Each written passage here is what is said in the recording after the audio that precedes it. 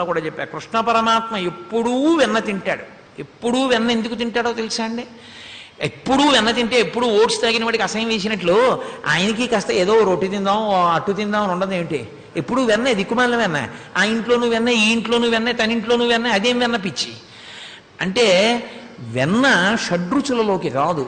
అది కమ్మన కాదు, తీయన కాదు, పులుపు కాదు, ఏమీ కాదు.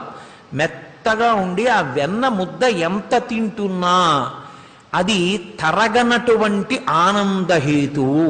మీరు ఏ రుచిని వేరొక రుచితో కలిపినా, ఏ రుచిని ఆ రుచిగానే అనుభవించినా కొంత తర్వాత దుఃఖ కారణం. తీపి బాగుంటుందండి, తిన్నారనుకోండి, కొంత తిన్నాక అసహ్యం వేస్తుంది. ఇప్పుడు ఇంకా తినాలని మీకు అనిపించింది అనుకోండి, ఒకటే మార్గం ఉంటుంది. ఏం చేయాలంటే ప్రయత్నపూర్వకంగా మళ్ళీ కాస్త కారం తినాలి. కారం తింటే మళ్ళీ